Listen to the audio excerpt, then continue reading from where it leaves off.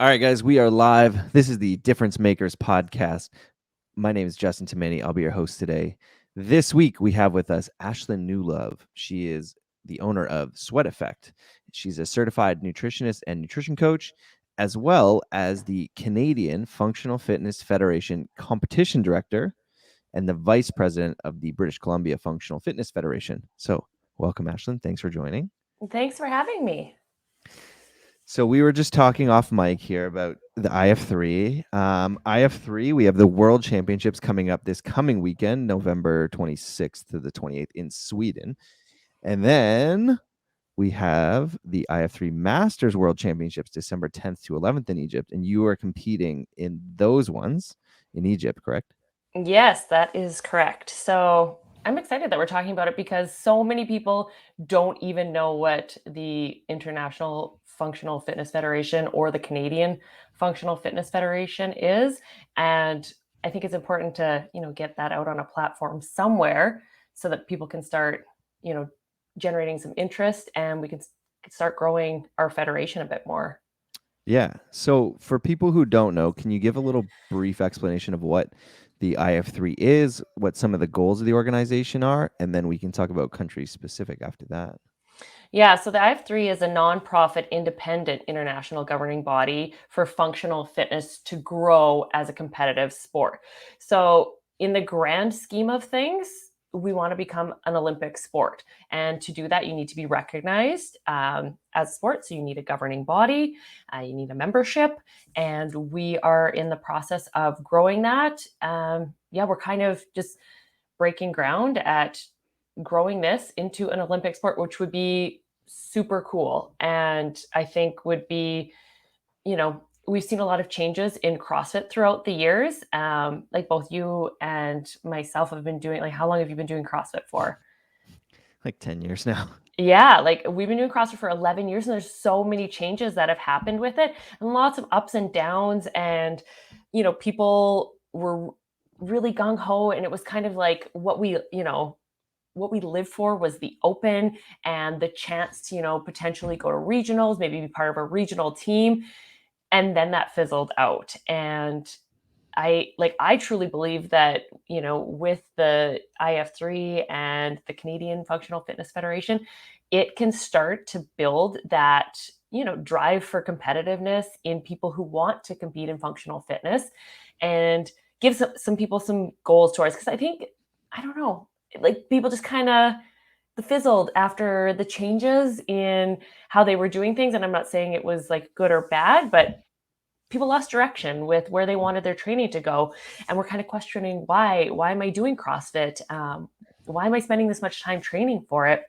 And it's just nice to have something else that if people want to train for and get into, if they don't think the games route is feasible for them, that this could be another option as well. Yeah, I think we've seen a huge swing in things over the past few years with the changes in CrossFit of that engagement at that kind of competitive level.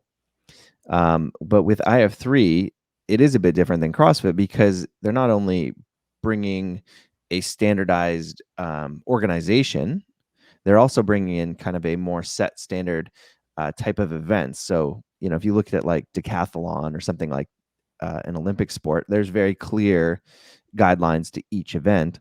And this is kind of like the fitness decathlon. There's more clear guidelines to a full competition, correct?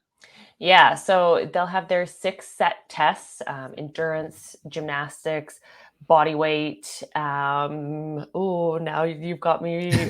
Power? Is it power Power is and one, weightlifting yes. or Uh, strength? Strength, yeah. And we're missing the 6th one.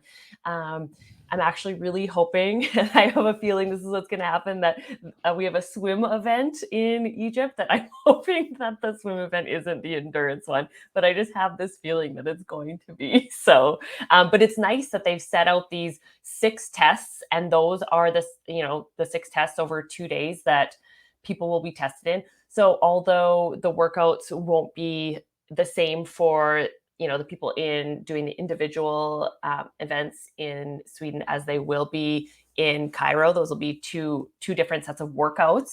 There's still the basis of them is the same. There will still be one testing endurance. There'll still be one testing strength.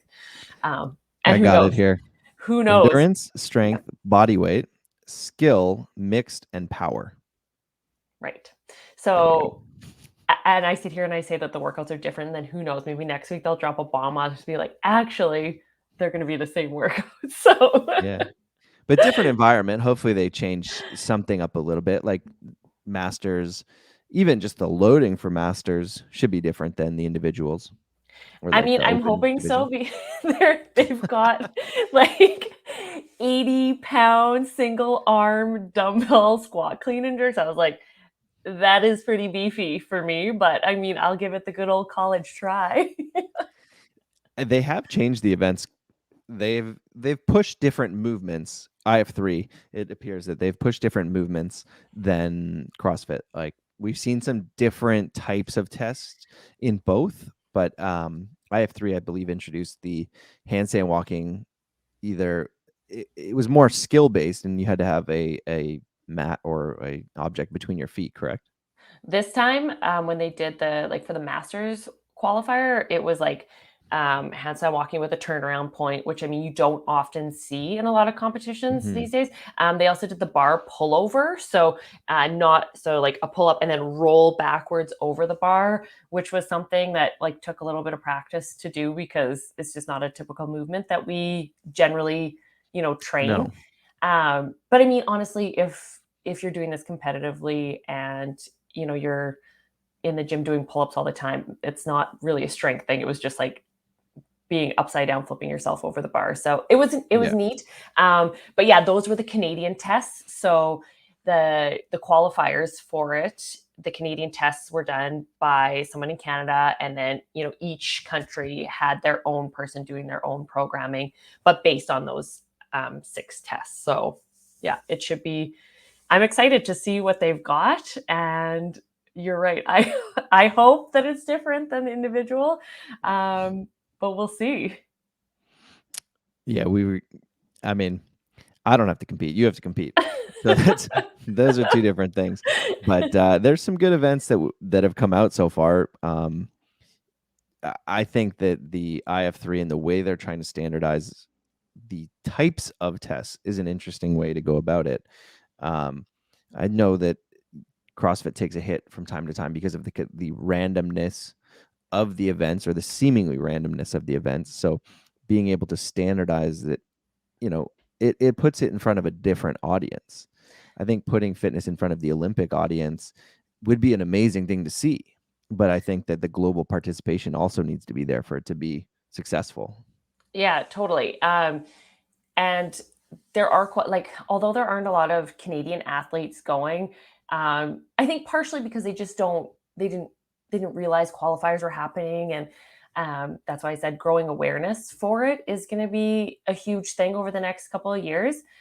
But I'm not going to lie, I jumped in on the ground floor on this on competing because when it starts to pick up speed, there are going to be some phenomenal athletes competing at it. We're already seeing CrossFit Games athletes in the individual events in Sweden, like Kristen Holte is competing. Hmm. She is a crazy good athlete. And Yeah. so once we see that, these people filtering down, your girl, like me, less and less of a chance of going and, being part of this. So I think that was an important thing too. I just wanted to be a part of something that I think is going to be really big in the future. Yeah, looking at the past rosters, I mean, I just saw Sam Briggs there. I saw Con Porter. Like, there's some athletes who have made their waves in the cross. I mean, Sam Briggs is a former CrossFit champion, and she's competing at this. I mean, it's a great opportunity to represent your country Yeah, in a so it sport. it, it is. And like I mean, look at let's say fast forward to future. Look at all of the hockey guys who, compete on all of their NHL teams and then all compete for, their countries at the Olympics and stuff like that. Like it's a pretty amazing honor. And I believe that the games athletes are going to be getting in on this, and I'm not mad that I'm getting in on it early, and I can be a part of history. So, and plus too, like we talked about at the beginning, I'm also the competition director for the Canadian Federation. So it's going to be amazing to go and see how they're running their event there, because we are putting in a bid to host a future event in Canada. And that baby's going to be all mine to organize and run. So I want to see all the ideas. We'd gone to regionals in the past, so I can pull some ideas from there, and any other larger scale like CanWest Games, those types of events I can pull ideas from. But I mean, no better place to get a feel for things and see how I would want to run the Canadian event than going and participating in it myself. So Yeah. I mean, there's a different attitude and there's a different feeling around a world scale event than just like a local one. Like pulling from all of these countries around the world is going to be pretty cool to see and be pretty cool to be a part of. So yeah, good on you for doing that. I was looking at the like registered athlete roster for my age group and my husband's, because my husband is competing as well, his age group as well. And we're talking like Kazakhstan, Russia, there's people coming from Australia. I don't doubt that they're going to probably win the swim event. I'm fully prepared for that. So I just think it is going to be incredible to see all of these people together. Yeah, and see what people are doing and what their fitness presents like in a world competition as opposed to mine, and it'll be neat. Yeah. I'm excited to watch it. I'm going to tune in this weekend for the world event. So you said, we were talking before and you said it's going to be streaming on the Swedish IF3 website. Yeah, so They're the the host. Swedish Functional Fitness Federation website. I had asked our Canadian Functional Fitness Federation president, Veronique Paquette. She is from Montreal, and she's actually going to be in attendance for that because she'll be taking the teen athlete that's competing in the 13 to 14-year-old age category. So, yeah, there's going to be some pretty young guns out there. So that'll be neat. And there's team events as well, which I think would also be a really cool thing to try to participate in someday. Like I'm almost at the tail end of my age category, which also isn't supposed, you're like, they always say you're not going to peak, at the end of, you want to be like the youngest. You got to roll over. You got to be the youngest in the age group. Yeah. Yeah, and I'm at the end of mine. And also for masters, it starts at 30. So there's a 30 to 34 age category, and then I'm in the 35 to 39. So I don't know if you're going to drop that or not. I know. So I'm tiptoeing into the 40s pretty soon. So whatever, you know what? That's why I said, like, it's going to be a great experience either way, even if I go there and like just absolutely get smashed on. And I'm aware that can happen. I have no expectations of anything except for going and, competing my best. It's been a weird couple of years with fitness around here. Like we can all agree that nobody's been, competing locally. I did a team competition in Kamloops like a couple months ago. It was like the first time I'd seen in-person competition in almost 2 years. Almost.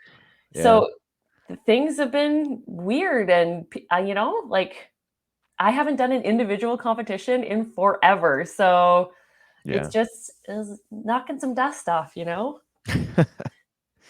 Hey, well, I mean, I want to segue into, your other business here, but good luck competing at IF3 and good luck competing at the Worlds. And then, hopefully we'll check in with you after you get back and we can hear all about it. Yeah, I'm excited. But you also are a certified nutritionist and nutrition coach. And I want to talk about how you've kind of like carved out your niche in the fitness industry and like how you've gone about that. Because I mean, you started as, you're also a CrossFit coach. You started doing more personal training, but how have you really targeted and grown your audience in nutrition as opposed to going down the road of personal training more, things like that? Like, how have you really honed in on your client? Yeah, like, and that's a tough one. And I've been asked this before, like, how did I turn a nutrition coaching business into like a full-time gig, into a like an actual career? And so I'll go back to, probably 5 years ago or so. Um, at the time, my husband and I had wanted to move to another country. We had decided Canadian winters weren't for us and we were going to move. And you know what? Maybe it looked like a little like my husband's a power engineer. So he works like, his shift work, and maybe we wanted something like a little bit looser. And I've been coaching CrossFit for, at that time, probably about 5 years. So we're like, maybe we move somewhere warmer. Maybe it's Mexico or overseas and open a gym. And then I can start incorporating, more nutrition into that. And that was kind of the plan. And then my dad got sick actually. And I'm like, well, I can't actually move out of Canada if my dad's Mm-hmm. sick, because right, he can't come see me. Travel would be hard with, health insurance and things like that. So we kind of sat on it for a while, and I was a mortgage broker at the time, and I was just doing my nutrition clients on the side. It was my side gig, just something that I enjoyed and was passionate about, um, but never really pulled the plug on it. Like, Yeah. it was kind of always like one step back. And you see that a lot from people if they've got a decent job, but it's not their passion, and they're doing something on the side that you know is good, but they they're too nervous to quit their job that they dislike that pays well and just go after their passion. And finally, it was like somebody had said to me once, they were like, "You know what? I changed jobs, and I was like, I got to hustle right now because they had kids and a mortgage and things like that. We don't have kids, so it's not like me quitting my job, I wasn't gonna be able to feed my children type of a thing." But he was Yeah. like, if I switch my career right now, will there be enough, to pay all the bills and feed and clothe my children and everything like that? Because I don't have someone else to rely on. And I was like, you know what? He's right though. You can't, you can't just, shift into the thing that you're passionate about and then coast through it. I treated it like I had nobody that was gonna save me. I have a husband who has a career, so it wasn't like that, but I treated it like it was sink or swim, you Yeah. know? So I spent a lot of time working on like how to market via social media, took lots of classes because I knew I had been working and mentoring under a dietitian and working for her company for quite some time. I knew that I was a good nutrition coach. That wasn't the case. And I think a lot of people get imposter syndrome too. They're just like, am I good enough? And I was like, no, I've been told that I can help people get results that they want. I know what I'm doing is right. If I want to make this my own thing and make a go of it, I need to learn how to make this thing fly. So, yeah, I spent a lot of time taking social media courses on how to grow. And obviously, things have changed over because, like I said, that was, 4 or 5 years ago now. Yeah. Things are different, but that was the first thing I was like, I need to get my name out there. And how am I going to do that? Mm-hmm. And then I kind of restructured my business and just kind of kept changing things. I also niche down hard. And I know that's a word that like, everybody is saying, like, if you're going to start a business, you need to niche down. And I actually did it because People are it's, saying that? yeah. Oh, Yeah, that's that's a a thing. thing. That's a Okay, thing. okay. Yeah, you need to niche down because if you're like, oh, my business is for everyone, like I can cater to everyone, then you'll cater to no one. Yeah. So being too generalized will get you further from your goal. But if you pick a specific market, that is where your business will thrive in. And I did. I picked a specific market. So my market was people who do CrossFit, um, not competitors, but like not competitors per se. Again, I work with some competitors. Yeah. However, it's not my niche because you can't be marketing to everybody. It's your everyday person who does CrossFit. It's the person who goes to the gym 5 days a week, who, is doing everything that they can in the gym and just don't feel like they look like the athlete that they want to. And the missing piece in there is generally just their nutrition. And once we align the two, then they start seeing the results that they want. So I work with, like a lot of moms, a lot of parents, just people who were committed to doing CrossFit like I was, before I decided to take a more competitive route. Because, like, let's be honest, do the training volume that people do isn't for health. Like, if you're trying to be No. competitive, so I'm not marketing specifically to people who are training. I generally help, the your everyday person who is in the gym maybe 4 maybe 5 classes a week, Yeah. and they want to reach some different health goals and body composition goals, and that was where my niche was. And that's such a huge market. That market is significantly bigger than your competitive market. Yeah, it definitely is. It's And I think people just think it looks sexy, though, to be able to be like, I worked with that athlete on their nutrition. And Yeah. it's like gyms, when they are always promoting their competitive athletes, like on their social media stuff. It's like those people don't pay the bills. No. Like, sometimes those competitive athletes are working out for free at their space. In So fact, they cost the most money. yeah, they do, and they kinda require the most space and time and Yeah. everything, and yeah, so it's like your community is your bread and butter for the gym, for nutrition coaching, and yeah, I really just niche down on that. And I actually, when we moved to BC last year from Saskatchewan, I was like, "Oh, I'm gonna start branching out into more things." And actually, just in the last few months, I went back down to just offering nutrition coaching again. Like, I was coaching a boot camp, I was doing personal training. Mhm. I was also doing nutrition coaching. I was doing, I have an apparel line. I still do my apparel line, but I've also streamlined that down to, kind of like a less is more thing. And that's where I think people get too caught up in like, well, if I add this and I add this and I add this, like it takes your focus away from what your main thing is. And then you just don't end up being as successful with the thing that you want, because it's you've got your hand in too many cookie jars and you're not doing that one thing well enough anymore. Yeah.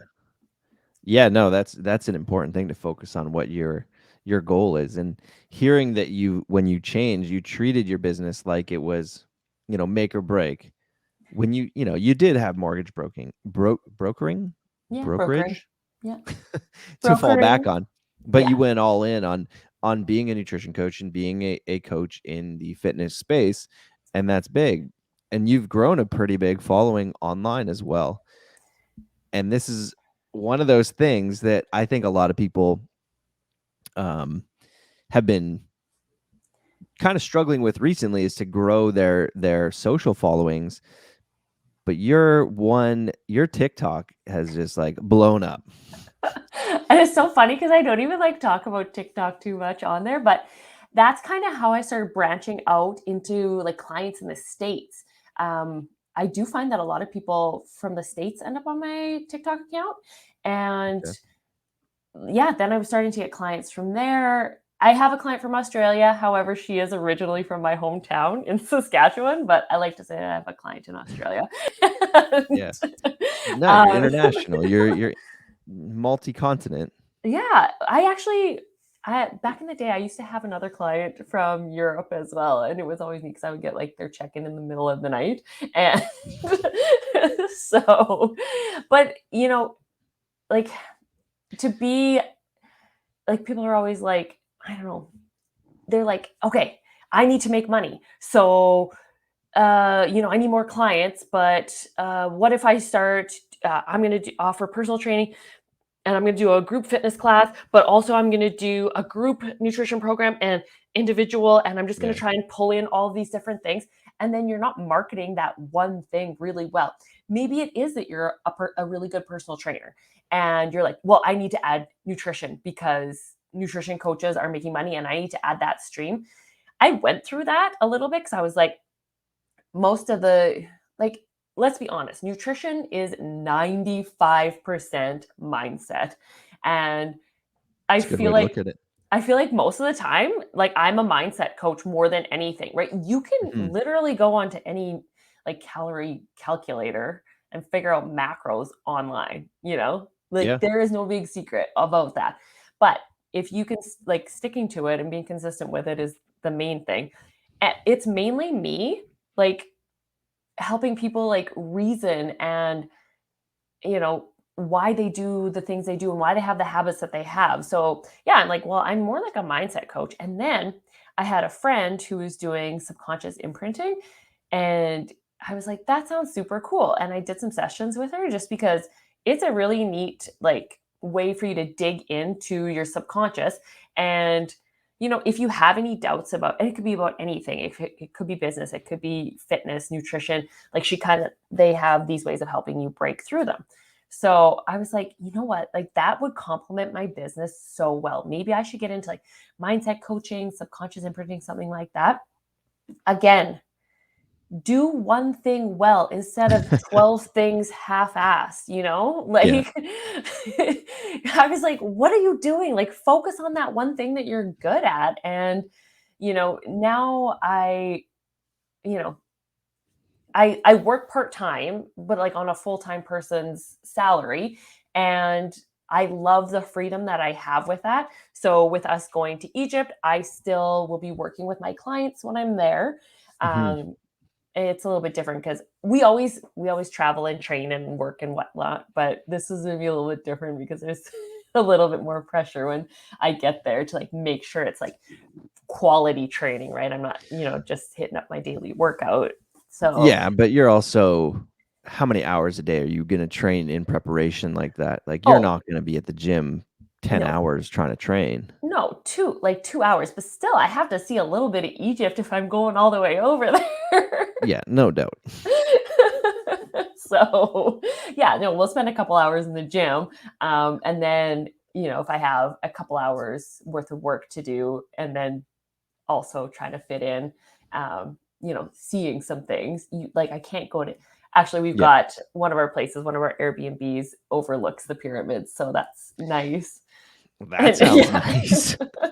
And the first hotel that we booked when we're there, actually, like traveling right now, as a big of a pain as it is, it's actually also really awesome because things like your credit card points get you like luxury hotels that you wouldn't get to stay in before. So one of the hotels we're Mm. staying at when we first get there is like in the middle of the Nile. So there's like kind of like a little islandy, like there's a bridge over to it. And so the Nile like is flowing back and forth on both sides of the hotel. So it's pretty cool. We're not luxury travelers. Let me just say How do that. I get in on this trip? It's not, we don't usually luxury travel. It just happens to be a weird time in the world right now Yeah. where, you can make that happen. So, yeah, so that's why it's nice to have a business like this and also not having to worry about, trying to make up personal training sessions and things like Yeah. that. And uh, just moving out here, like my clientele was really big in Saskatchewan just because I knew a lot of people in, CrossFit gyms kind of all over Saskatchewan, not Yeah. necessarily just, my gym or anything like that. So that was where the bulk of my clients came from.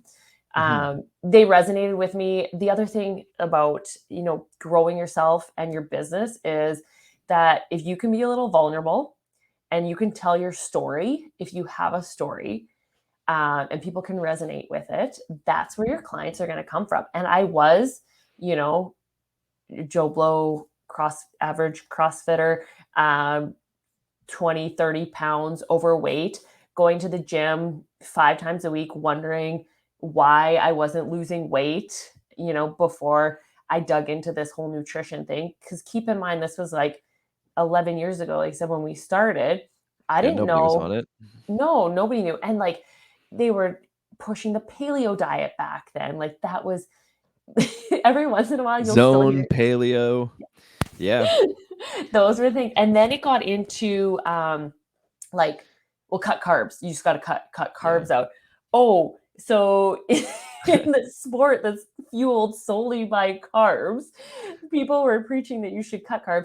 And if you ever look at paleo and zone and stuff like that, they tend to be very low carb. And then people were wondering why their workouts were sucking. Yeah. And like Not losing weight. yeah, and cortisol levels were all messed up because you were all, you weren't fueling yourself properly for a high intensity workout, not making the ground that you should have been in your workouts. Yeah. And so, you know, when you kind of share a story like that, people are like, yeah, I go to the gym 5 days a week and I work out because I'm trying to, I want to be fit and I want to be healthy, but I also want to, change my body composition. And why isn't that happening for me? And yeah, that was kind of how I grew my following. Just be like putting myself out there, telling my story, and because like the media shadows you with so many crazy diet fads, it's so confusing to people. Oh, like even just talking to people in the gym and in around, they're like, "Oh, I thought like this was healthy and this like, like I can't eat those potatoes. Like I've had too many potatoes today." It's like people don't really know how to eat. They just know what society has kind of told them over the past few years, right? Like Yeah. keto got real hot. Like you see a bunch of people lose a bunch of weight really fast and they're like, "Man, this keto diet." And then there are side effects of that. There are things. It's a hard diet to maintain for a lot of people, and most people are doing and dieting based off of things they hear, not the research they've done. And so the Somebody's friend's sister lost all this weight doing yeah, this diet, so they're gonna do it. Or they'll see you like, I don't know, eating, like you said, rice or potatoes, and they're like, "Are you allowed to have that?" And it's like, yeah, yeah, like, and this is where like education on food comes from. And yeah, people are like, well, you know what? Okay, so I have like I went to Starbucks and I chose to have the bran muffin because a bran muffin is healthy.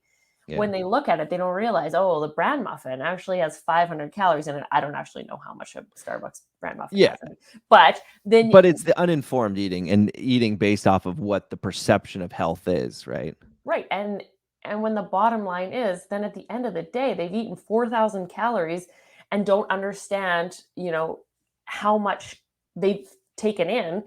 and like why they aren't seeing the results that they want to, because they ate healthy. They made Yeah, healthy choices all day and not understanding what that actually means. And actually, like, I hate the word healthy. Like, it's such a, like, you're not the healthy effect. yeah, like, it's so also people people wanna work with me and they're like, "Do I have to work out?" I'm like, "My business name is literally The Sweat Effect."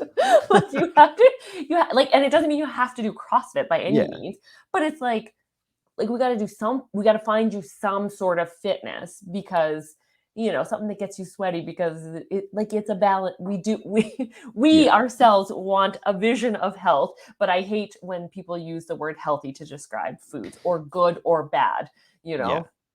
I actually had a client say to me the other day, she was uh, like, I had a bad day. I, binge ate like a bunch of junk food, and, you know, I'm like, we're early in the process. So why don't, for now, like, you get that stuff out of the house, and, if you're wanting to have a treat sometime, just like go and pick it up, yeah, sometime, and have that treat. So it's not sitting there in the cupboard. Like, it's okay to have to remove food from your house if you have a tendency to overeat it, because food is meant to be like your companies are making these foods super delicious, highly palatable, because yeah. they want you to eat a lot of it. So you have to set your environment up for that.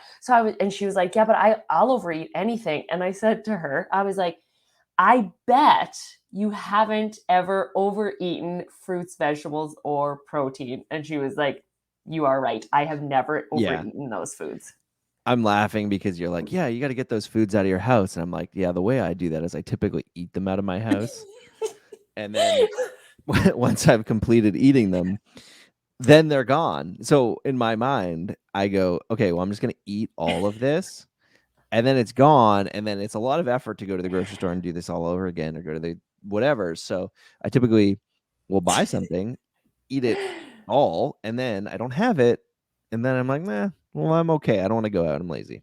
You also have a different metabolism than a lot of the people that I work with, Yeah, that's fair. That's Like, fair. it is literally these companies' main focus is to get people to want and crave and eat so much of their food, right? That is every company's job is how do I sell more of XYZ thing? You Yeah. know, if it's food, if it's social media and it's, video games and enticing people to play more, every company's job is holding your attention. Mhm. That is what Like, they do. Every single company. And any company that says that's not what they do is lying. it's you're totally right. That you just made me think of something like regarding social media because I do think about this quite a bit, and I do see how unhealthy it makes people with like body image, food issues, Oh, those types of things. And we work through a lot of that, yeah. like in with my clients and whatnot.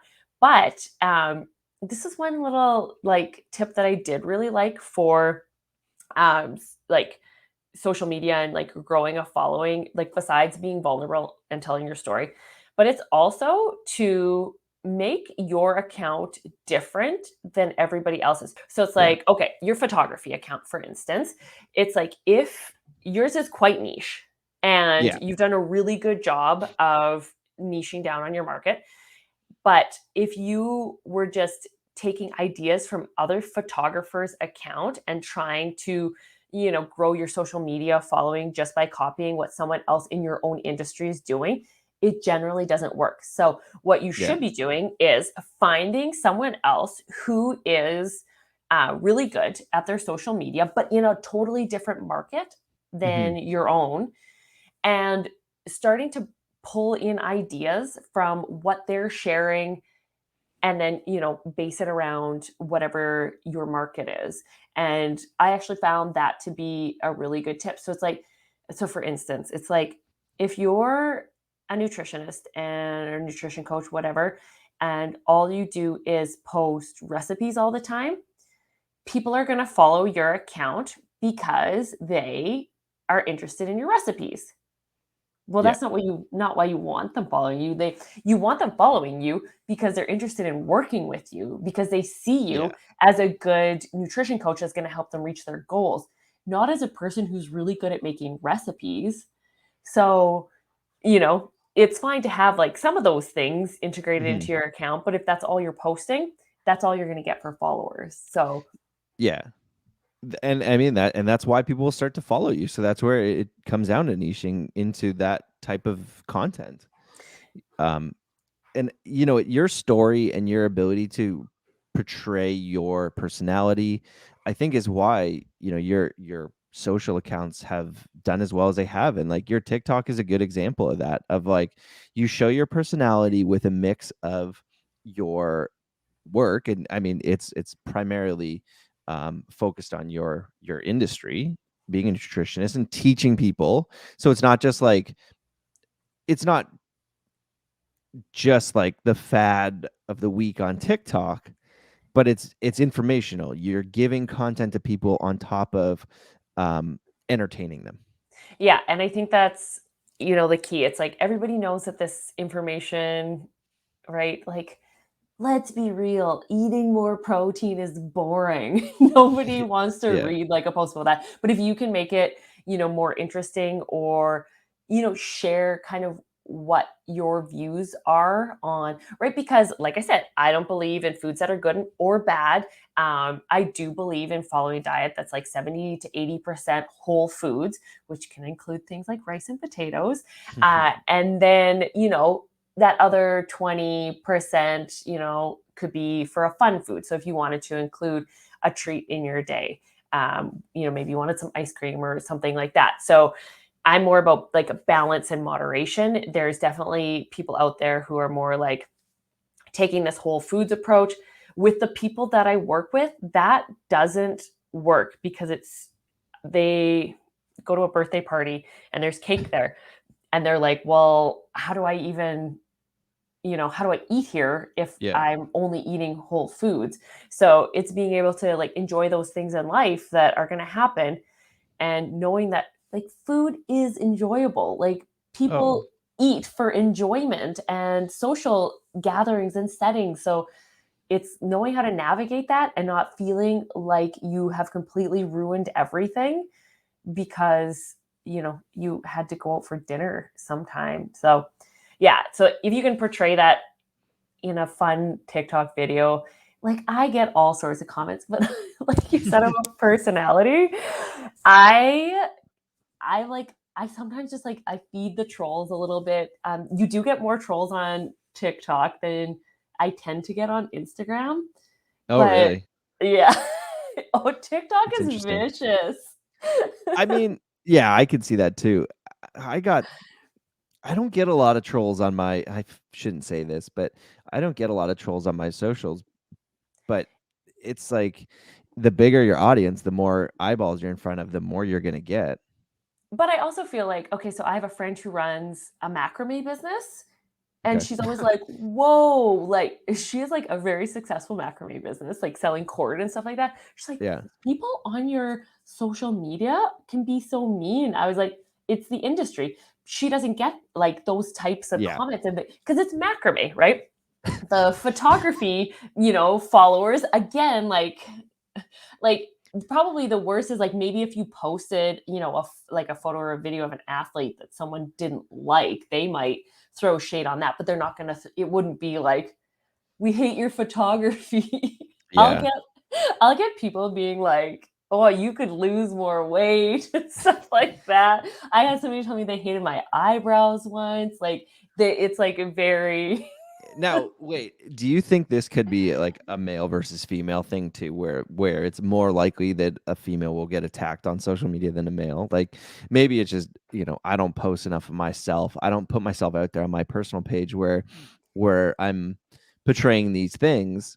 Like you're sharing weight loss stories, you're sharing intimate details of your life, and then I share a video of me like push pressing a bunch of weight. Yeah. There's a difference there.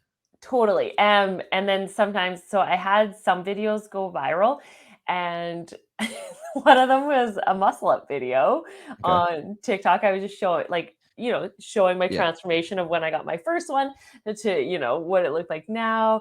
And people are like, "You're gonna blow your shoulders out." Oh, And like, so they're yeah. like, "Oh, that looks like a good way to get shoulder surgery," and really tying in that way. And I'm like, it's it's uneducated people, and you are correct. It is Yeah. going to be different because I do post vulnerable stories about myself. They'll be like, "Oh, just another fat girl like trying to help people because she lost some weight," and it's like, well, no, I actually like educated myself, and so it's not like that. So it's like, but you kind of get it all, and you're Yeah. right. I put myself out there, so I have to be more open to knowing that I'm gonna get a little bit of backlash. People see my face more. Yeah. I do talk a lot on Instagram stories, and I do share more of my personal life. And that's other things that people, why my account has grown is because I do share my day to day stuff. We have an Airbnb. I'll share stories from that. I actually just had a follower on that. Um, they love my stories because sometimes people are terrible guests. I never say names or anything. Also, I doubt any of my Airbnb guests have tracked me down on Instagram and started following me. But I'll tell stories of past guests and things that they've done. And I was sharing a story on my Instagram story the one day, and this woman was like, is it really necessary to publicly shame these people? I I was like, no, well, publicly shaming them would be like telling their names and who they Yeah. are. I was like, I'm telling a very generalized story about some past guests that I had. And I was like, you know what? I don't think that my content is the content for you. I was like, you just give me an unfollow. And she's like, I think you're right. I'm like, I am glad that we've come to an agreement on it. And I mean, I don't know if you followed up to actually check and see if she did, but it's good of you just to be like, "Yeah, maybe this isn't for you," you Yeah. know? Maybe don't hang around here. Yeah, and that is why I get like why I've been able to gain a little bit of a follower growth, because people want to glimpse into my personal life as well, and which includes, like I said, running the Airbnb, ordering and packing up clothes for the clothing line. I kind of show, our dogs, what we're doing for the day. Everybody loves a good dog video. Well, yeah, I mean, right? Who doesn't like that? So, as much as I try to share, like, some tips and show food that I'm eating, I Yeah. also give them the everyday stuff too. And yeah, that's how, like, maybe you need more behind the scenes in your Instagram Oh, stories. is this how to fix Yeah, the Coach the Manny account? this Yeah, is maybe. this is growing your business. This is them seeing your face more. No, it's true. And I mean, that's the other thing is like, I mean, my photography account, I mean, we don't need to go into my details here, but you can see the growth and you can see the change when there's a face behind the brand. There's brands that are out there. Sorry, I just had an issue with my mic. There's brands that are out there that have a big presence of their leadership, of the person behind the brand. And you can see that there's engagement there, there's growth there, there's people who are engaging. And then, there's big companies that don't have that as much, and you can see that they don't have that figure to kind of get behind, and that kind of helps the growth or allows for the growth. And I think that's where we're seeing a lot more of like the influencer marketing, right? Where there's a face, there's a brand, you have an audience. So people are going to be like, oh, I see you talk about your dogs every day. Like, I know you know what you're talking about. Like, we hear about your nutrition. We hear about, positive, sorry, No, positive tips like, that we can implement. we have healthy habits, Yeah, yeah, but we it's don't true. describe food as being healthy or not, if Okay, that no, makes but that's any that's sense. a very good way to distinguish that, Mhm. you know. But But you're and right. that's how your audience has grown, and that's why like influencer marketing is so big right now. And the other thing is too, like, it's not about, like, I have a real change in, so I have good engagement in my content, Hmm. and it gets seen by a lot of people, and Yeah, I don't want that to change. And so it's not about me chasing a number of followers. So if you have 5,000 followers and you have good engagement, perfect. Like, yeah, your content is getting out there. If you see someone with 100,000 followers, but they're getting 20 likes on the post, well, one, did they buy a bunch of followers?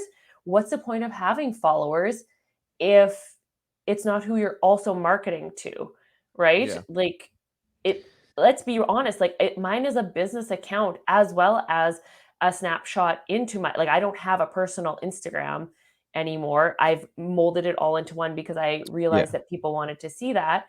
But if you're not engaging with the people, if you're not getting that engagement from them and not getting in front of them and having, like, I delete followers all the time. really. So yeah, because if they're not in my niche, like, I've probably deleted over, like, almost 1,000 followers from my account, Hey, good. because so what happens with the algorithm is, let's say, okay, so because I have the clothing line, Hmm. and if I put hashtags on it like athletic apparel, you get people from overseas searching those hashtags because they want to become the manufacturer of your product. So Oh, then they start following you. yeah. So if the algorithm starts seeing a trend where a bunch of um, like, it happens to be a lot of people like from India, and they see that that is where your market base is growing, they will Hmm. start pushing your posts to those people more and more, and less from like your Yeah, actual you're. engaged market. So I Hmm. have to, and I'm like on top of it all the time, like on a weekly basis, taking people out of there that it's, they're not, it's not for them. I'm not for them. Yeah, would you say that if that helps with the overall growth of your channels? Like, It does, because not only does Instagram will push, when you get those like suggested posts and things like that, mhm, it's gonna push your content in the suggested posts to people if you're seeing an influx in growth from manufacturing companies in India, Yeah. it's going to start like pushing that as the suggested post to them. So going through and doing a clean out is the other thing. Like, I've worked with social media managers before to manage my account, and I did learn quite a bit from them. So after I took a like educated myself in the art of social media, I Mhm. actually did hire someone, and I had a social media manager, like, teaching me the ins and outs of Instagram and its changes and the different updates that it had done. So I learned quite a bit there, and I still have like I have a virtual assistant, and she like will help me with. I still run a Pinterest page. Like I feel like Pinterest is so like but my social media manager is like, no, like you can still gain a lot of growth and redirect traffic from Pinterest people to your Instagram, to your website. So Yeah. my VA will help me, like she does all like puts all my posts on Pinterest and stuff for me. And um, because it's I don't think that it has a lot of value, but I'm being told that it can still help. I think it's on the way out, but whatever. I just do kind of what I'm told. But yeah, there is definitely room for um, growth, but only in the right ways. You don't want to expand and grow if it's not in your market. Yeah. I'm So, there's a lot of good in this conversation and a lot of different topics. We've bounced around quite a bit here. Um, but for people who want to get a hold of you, for people who want to get more information, either to work with you as a nutrition coach, um, or to hear a little bit more about your story, where can they find you? And, we mentioned TikTok and Instagram, but where can they find you? yeah. So, Instagram is usually the best one. It's just at sweat_effect. My website is thesweateffect.com. And yeah, I'm the same on TikTok as well. But it's neat. And like I love like my followers actually have like they when they send me a message, they're like, hey friend, and we've never met in Yeah. real life. So it's actually like amazing some of the connections that you can find and grow over social media. And yeah, so even if you're not in the market and you just want to check out like what I've got, like I said, following other people in the market who have been able to like in a different market who've been able to grow, like go steal ideas and ch- grow your account by following some different people that aren't in your market and see what they're doing. Don't be doing what the other people like that your competitors are doing. I use the word competitors loosely as well because let's be real, like there is more than enough Yeah. nutrition clients in this world for me and every single nutrition coach that's out there. Yeah, So exactly. Hey, good luck in Egypt. Good luck with IF3. And if people are wondering why you did this whole interview with tape on your thumbs, if they pick that up, if you're on the video, Ashlyn has tape on. She's getting ready to go work out so she can get her training in Sunday night at 8 p.m. I'm going to go do that right now. Yeah, just with Egypt coming up, I had a lot of errands to run today. I'm feeling the pressure right now. So, a little 8 o'clock workout, some rowing and some snatches. It's going to be good. Awesome. All right. Good luck. And thanks again for joining us. Thank Guys, this has been the Difference Makers. Take care.